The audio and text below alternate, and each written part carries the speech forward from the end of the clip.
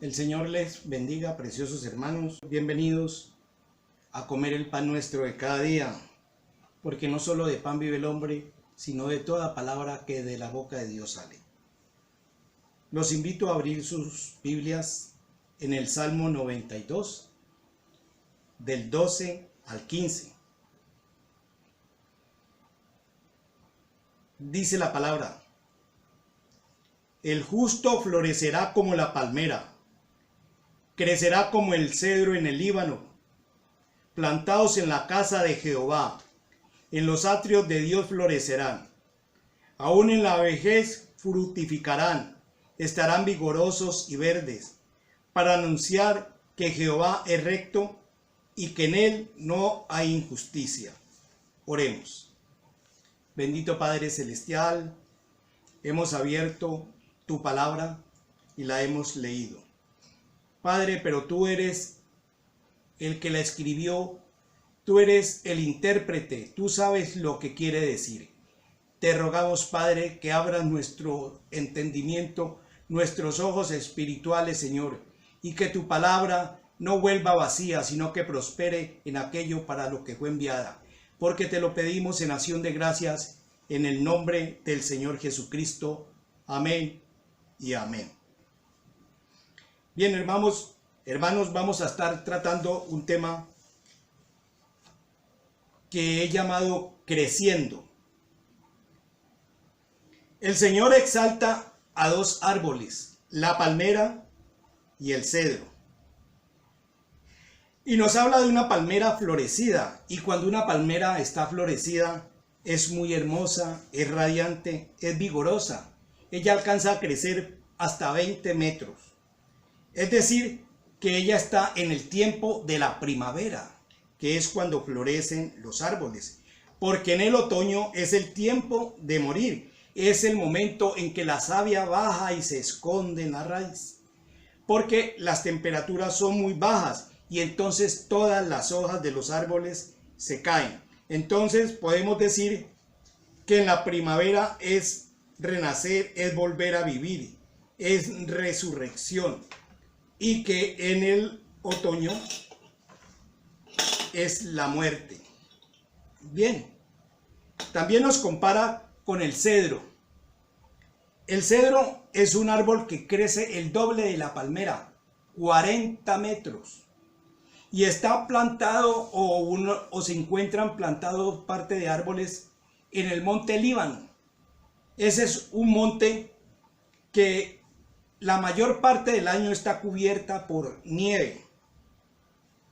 Sí, pero este árbol se mantiene como si nada. Es decir, que se mantiene resistente al frío. Y eso es lo que quiere el Señor de nosotros. Que nos veamos como la palmera, hermosos, radiantes, vigorosos y resistentes, porque recuerden que dice la palabra: pero el amor de muchos se enfriará, como puede pasar ahora que la iglesia se ha dispersado por cuestión del protocolo, del distanciamiento, y no se han podido llevar las reuniones como lo hacíamos antes.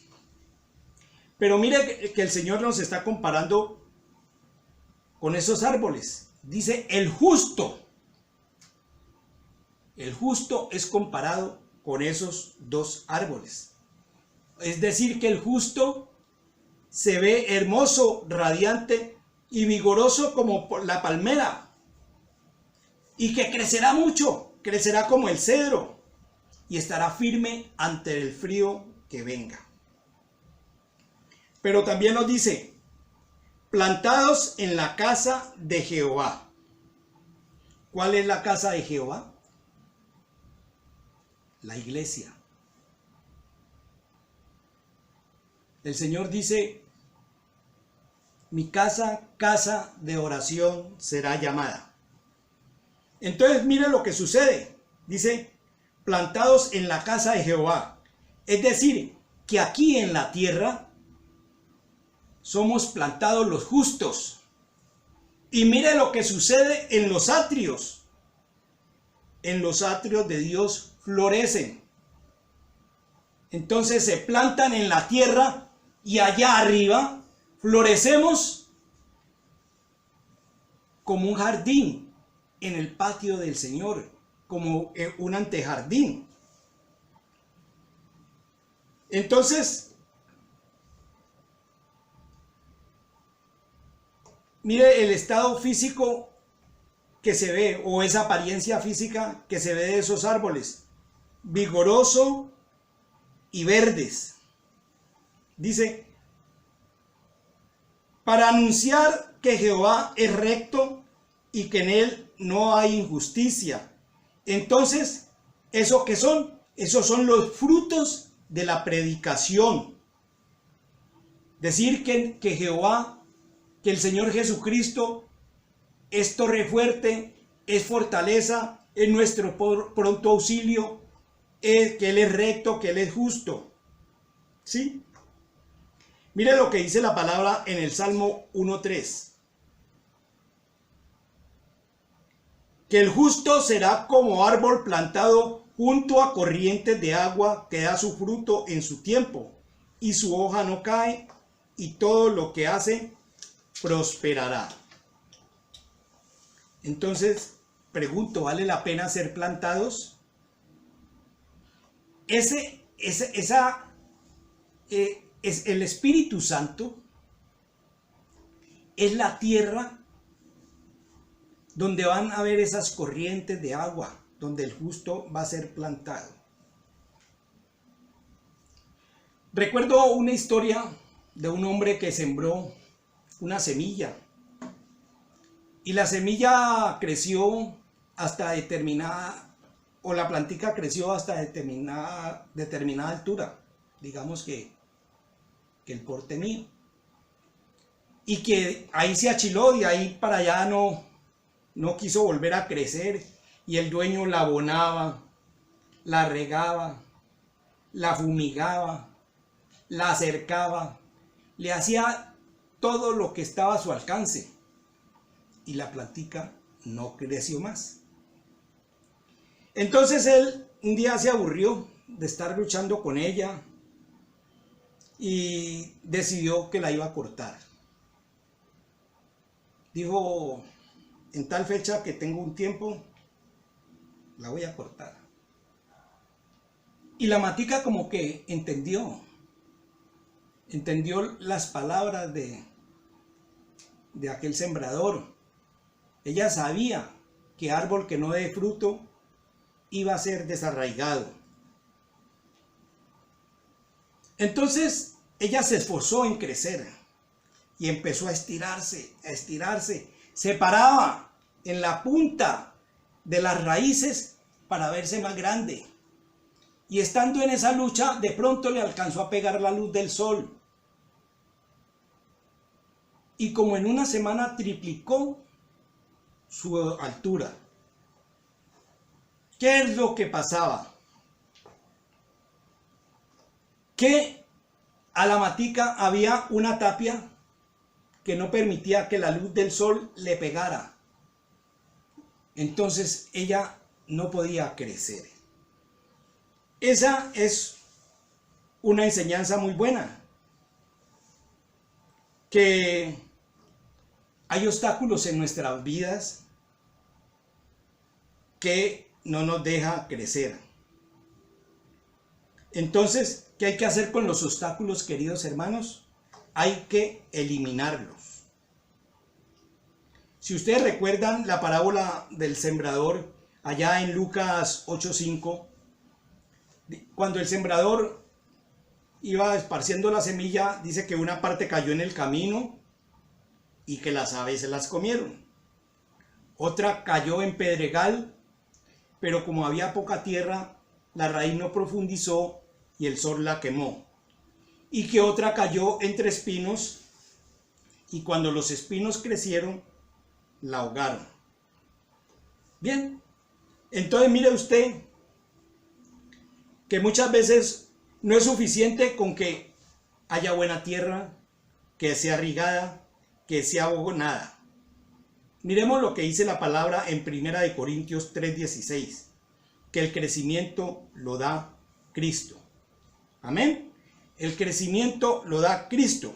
Y en Hebreos 12 dice un título: puesto los ojos en Jesús.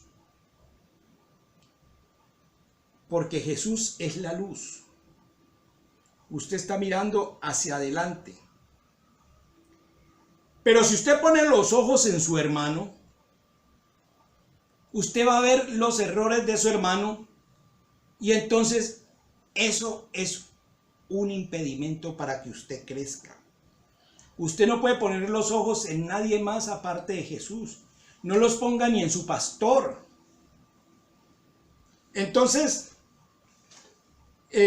veamos algunos obstáculos que nos pueden impedir el crecimiento. La incredulidad. La incredulidad es uno de los obstáculos que nos impide crecer. Cuando el Señor fue a resucitar a Lázaro, dijo: quitad la piedra. Detrás de esa piedra había una semilla que necesitaba resucitar. Y para que pudiera resucitar tenía que recibir la luz, que era Cristo. Pero el Señor quiere que nosotros también hagamos algo: quita la piedra. Entonces Marta, llegó y dijo: Señor, hiede, porque es de 4 días. Entonces el Señor se enfadó. ¿No te he dicho que si crees verás la gloria de Dios? Mire, es que ya se lo había dicho varias veces. Le está reiterando: ¿no te he dicho que si crees verás la gloria de Dios? Si crees. Entonces, ¿qué mostró Marta? Incredulidad. ¿Quién era Lázaro?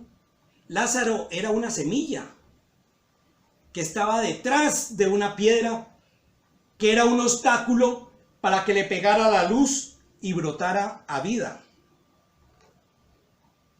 Otro obstáculo: tropezar con la palabra.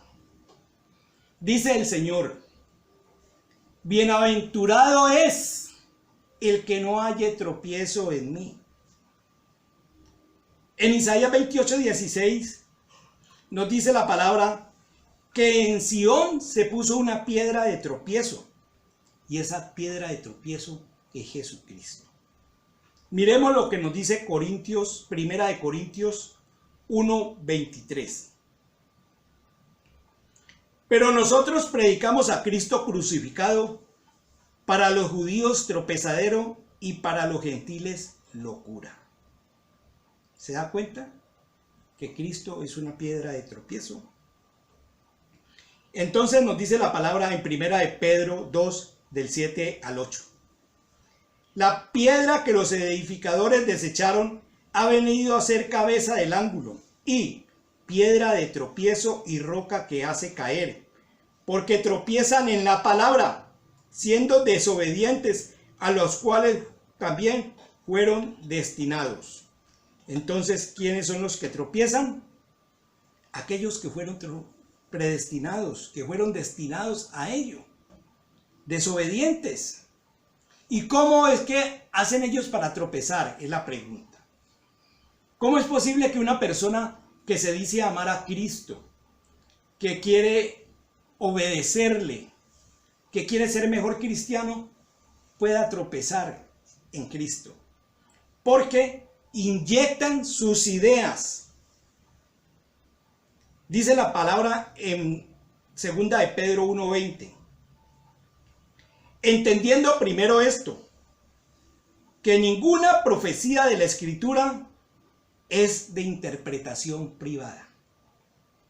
Entonces, el Espíritu Santo es el que da la interpretación.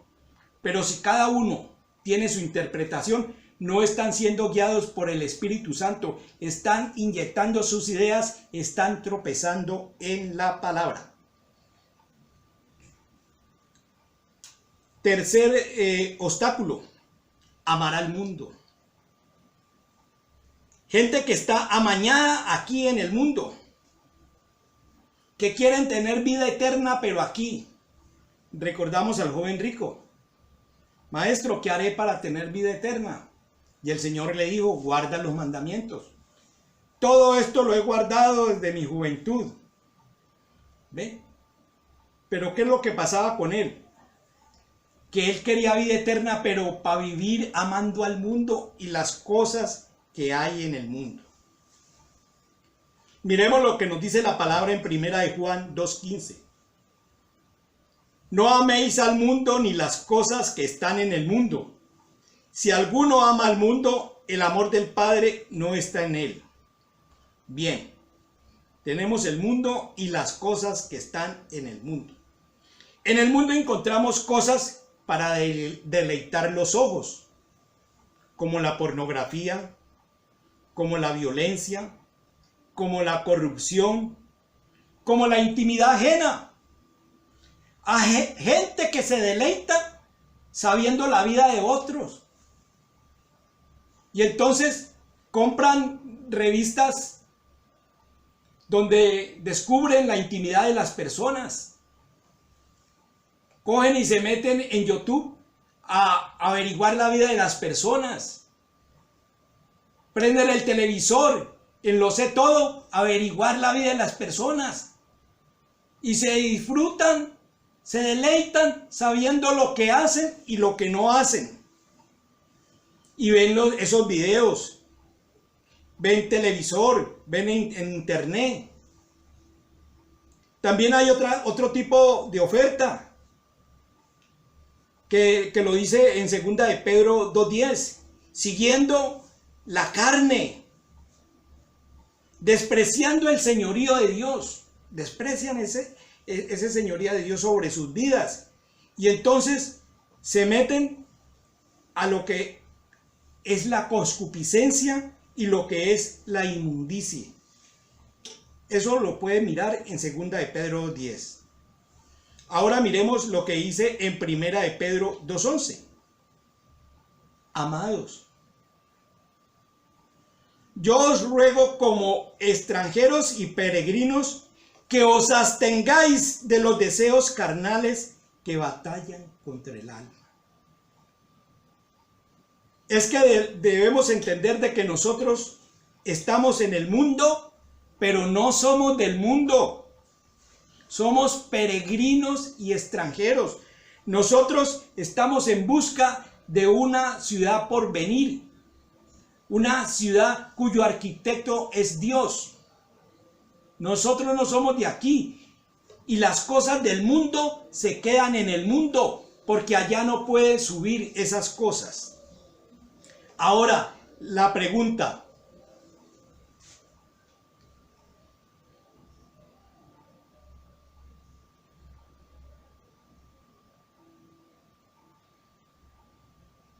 Si sabemos que los deseos de la carne batallan contra el alma, es decir, que procuran matar el alma, porque una batalla se trata de ganarla matando al contrincante.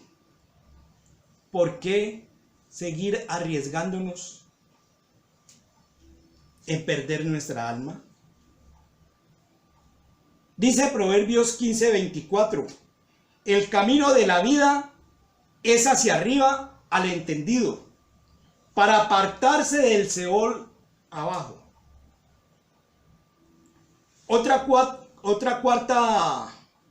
Cuarto obstáculo es la negligencia.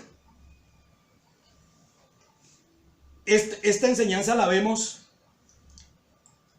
en un señor que tenía que salir de viaje, y entonces llama a sus 3 siervos y les encomienda unas tareas para que no estén perdiendo el tiempo, para que aprovechen bien el tiempo en su ausencia.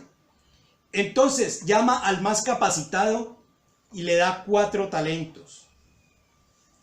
Al menos capacitado le da 2 talentos, y al más flojo de todos le da un solo talento, porque él no le iba a exigir más de lo que podían dar. Bien, cuando vuelve se da cuenta de que los dos primeros siervos habían duplicado sus talentos.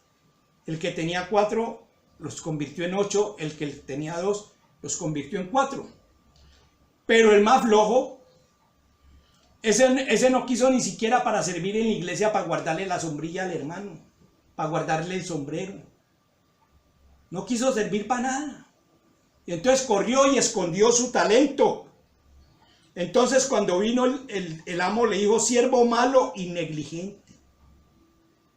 ¿Sabías que ciego donde no sembré y recojo donde no esparcí? ¿Sabía? El siervo sí lo sabía. Y dice la palabra que el que sabe hacer el bien y no lo hace, peca.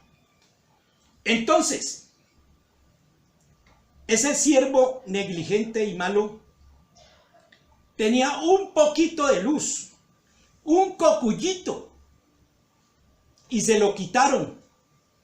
La pregunta: ¿cómo quedó? Si el único poquito de luz que tenía y lo quitaron, ¿cómo quedó? Quedó en tinieblas. Ahora, ¿qué dice la palabra en 2 Corintios 6:14? ¿Qué comunión tiene la luz con las tinieblas? Ninguna. Entonces, como no tiene ninguna comunión, cogieron a ese siervo malo que no tenía ya luz y lo echaron a las tinieblas de afuera. Ahí fue el lloro y el crujir de dientes. Otro quinto obstáculo lo encontramos en los deleites, en los placeres, en satisfacciones carnales. Y no necesariamente debe ser rico la persona para hacer eso. No necesariamente. Así sea de extracto uno, se dará sus mañas para darse sus gustos. Como dice Santiago 5:5. Habéis vivido en deleite sobre la tierra y sido disolutos. Habéis engordado vuestros corazones como en el día de la matanza. Engordado los corazones. El día de la matanza, bueno, ya nos está ubicando en dos tiempos. Nos está ubicando en el diluvio y nos está ubicando en los días de Lot. Y sabemos que en los días del diluvio la gente estaba comiendo, bebiendo, estaba entregado en los vicios, la tierra se llenó de violencia. Los cristianos cogieron mujeres no creyentes.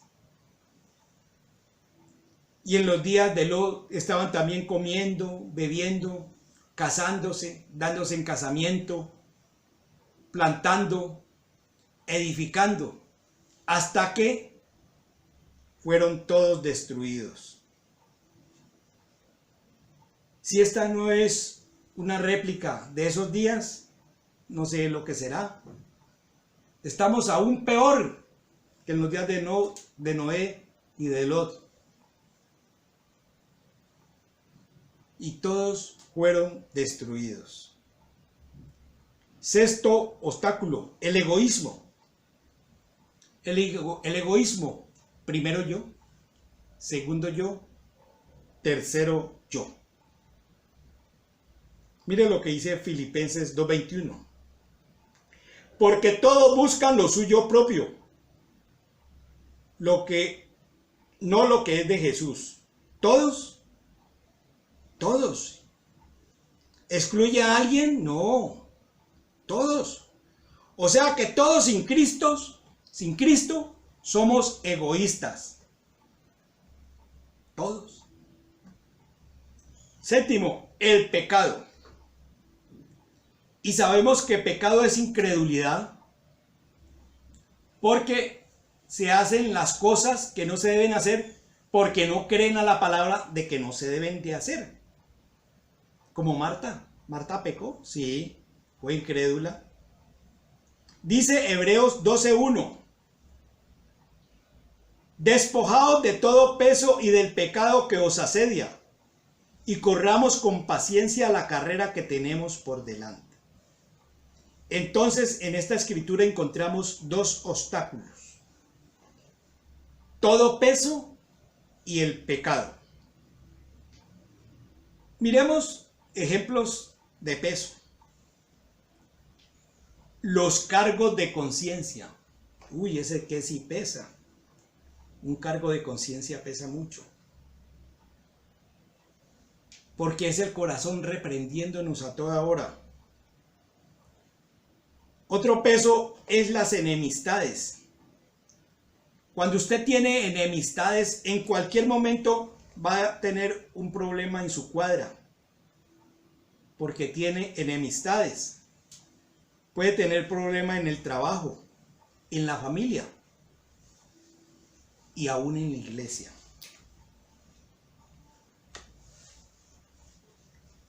Dígame si es un peso o no estar cargado de odio, de rencor, de celos, de deseos de venganza. ¿Y qué nos dice la palabra?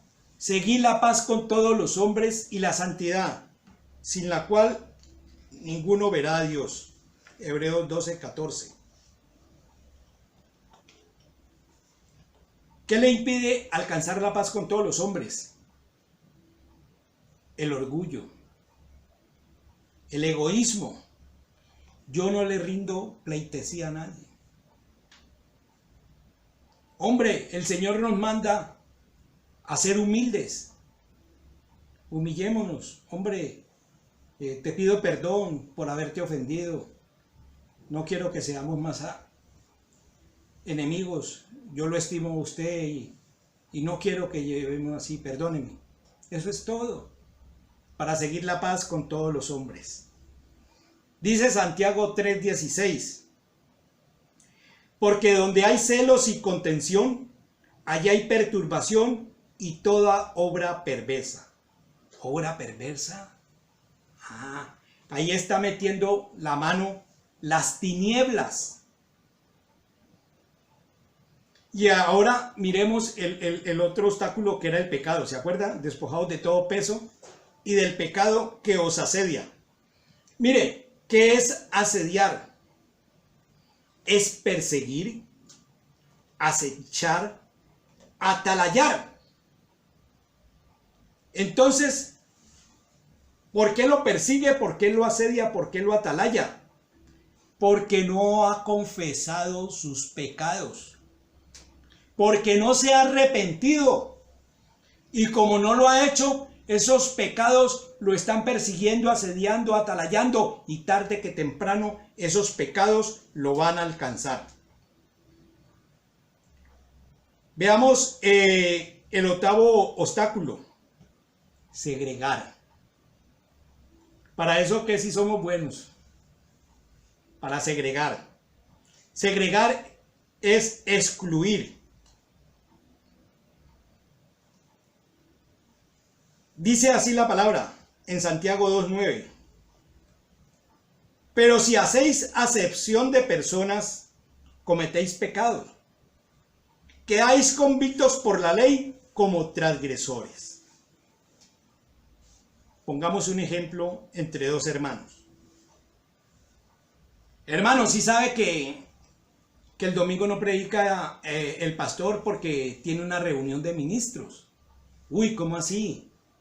¿Y entonces quién va a predicar? Bueno, pues creo que el hermano Ayala. No, entonces no vengo. Eso es segregar. Eso es excluir. Y se olvida lo que dice la palabra. El que recibe al que yo enviare, a mí me recibe. Y el que a mí me recibe, recibe al que me envió. Miremos lo que dice Primera de Juan 2:9. El que dice que está en la luz y aborrece a su hermano, está todavía en tinieblas. Recuerden que las tinieblas impiden el paso de la luz, impiden el crecimiento. Veamos la novena causa que impiden el paso de la luz. Causar divisiones. Eso generalmente ocurre en una congregación donde uno o dos miembros de la congregación se creen que están a un nivel más alto que el pastor. Entonces, todo es crítica, todo es censura y todo es inyectando la discordia entre hermanos para que se le vayan en contra al pastor. Eso es causar divisiones. Y mire lo que dice la palabra al respecto. Timoteo 3:10. Al hombre que cause divisiones después de una u otra amonestación, deséchalo. Veamos el número 10. Las malas conversaciones. Así usted no diga palabras obscenas. Así usted no diga, este pico es mío. Pero si usted está parando la oreja donde hay malas conversaciones, eso lo está contaminando, aunque usted no lo crea. Usted no debe prestar su oído a eso. Usted debe de apartarse. Apártese de recochas, de escarnios, de las personas que ridiculizan a otro, que se burlan de otro, que se mofan, que dicen chistes. Apártese de eso, hermanos. Miren lo que dice 1 Corintios 15:33. No erréis. Las malas conversaciones corrompen las buenas costumbres. El 11º obstáculo: adulterio espiritual. Por allá en Números llega Israel y toma para sí mujeres maometanas, se allega a ellas y participa de los cultos que le hicieron a Baal Peor. El Señor que es celoso, mató 24,000 judíos por esa chancita, que para ellos era una cosa insignificante, pero no para Dios. Santiago 4:4 dice: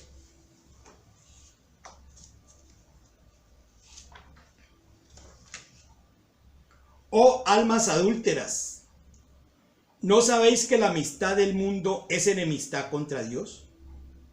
Cualquiera pues que quiera ser amigo del mundo, se constituye enemigo de Dios. ¿Qué es ser adúltero? Es ser infiel a la pareja. En este caso, el adulterio es espiritual porque está amando al mundo y quiere amar a Dios. Dios no comparte su amor con nadie. ¿Y cuál es el obstáculo más grande para que una persona se convierta al cristianismo? Es el darle la espalda al mundo. No, ellos no pueden hacer eso. Ellos quieren ser amantes del mundo, pero a la vez quieren ser amantes de Dios.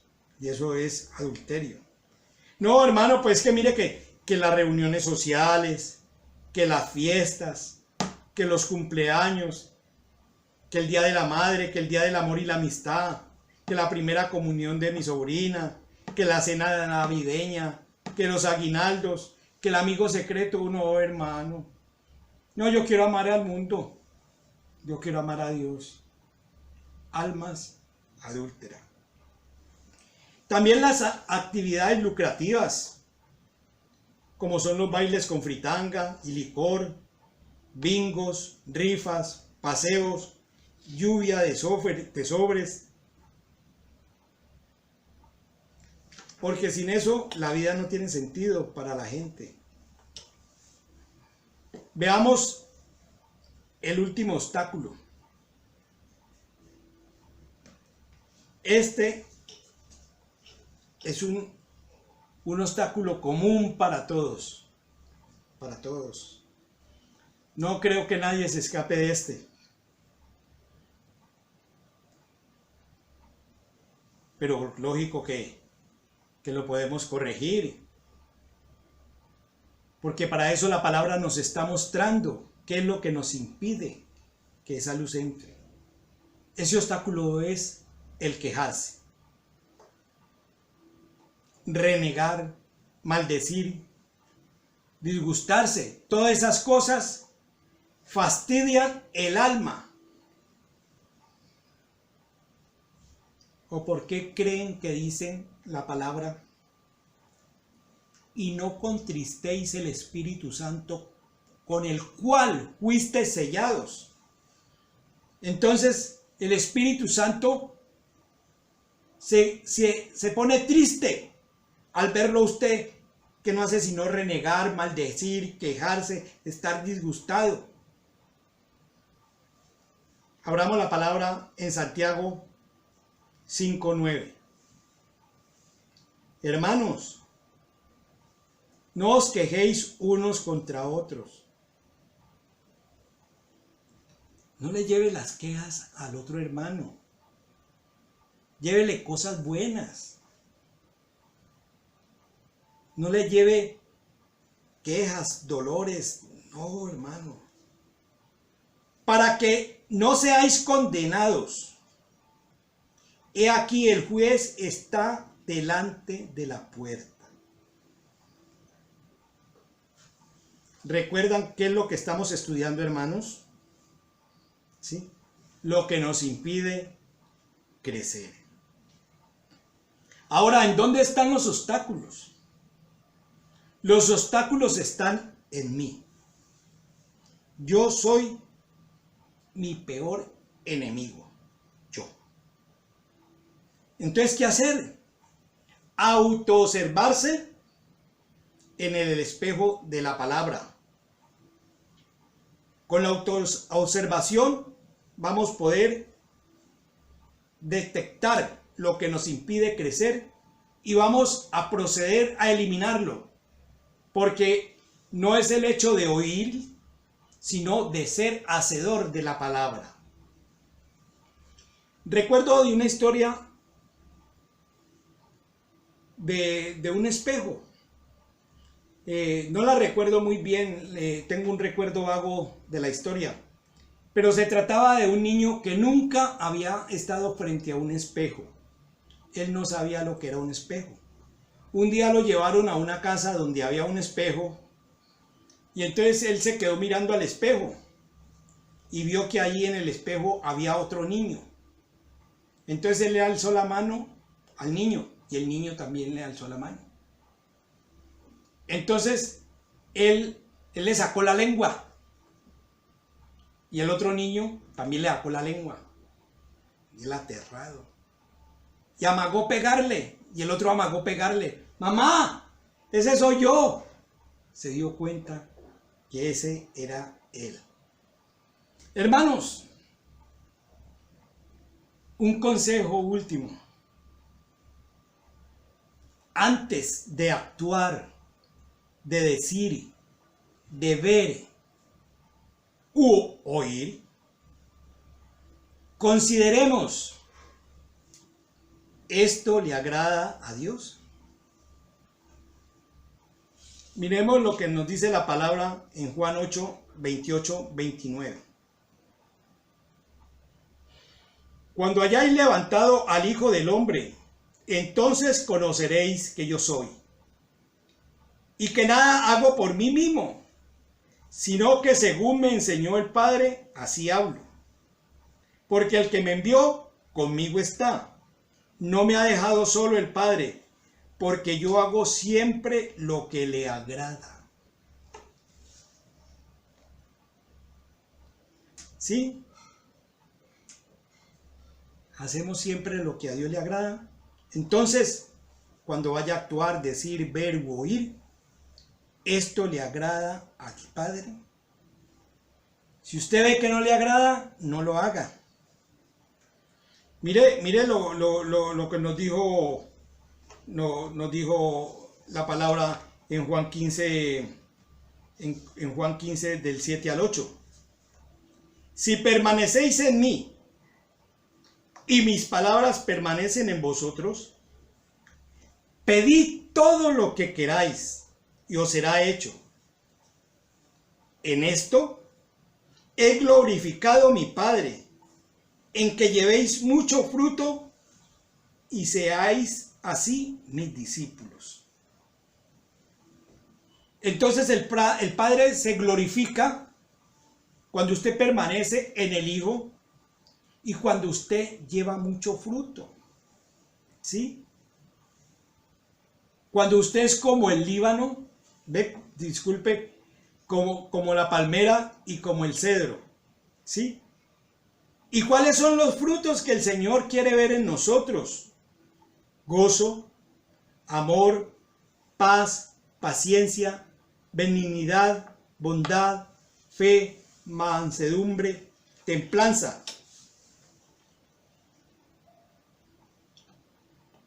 En resumen, miremos lo que dice la palabra en Efesios 4:22.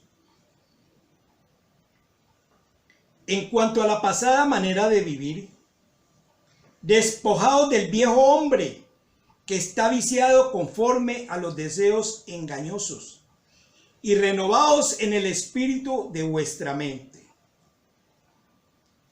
¿Qué nos tenemos que despojar? Del viejo hombre, porque está lleno de vicios, mañas, resabios. De ese hombre viejo nos tenemos que despojar. Y habremos eliminado todos los obstáculos que nos impiden crecer. Ahora, ¿cómo es que nos nace la luz? Vamos a ver cómo es que nos nace la luz.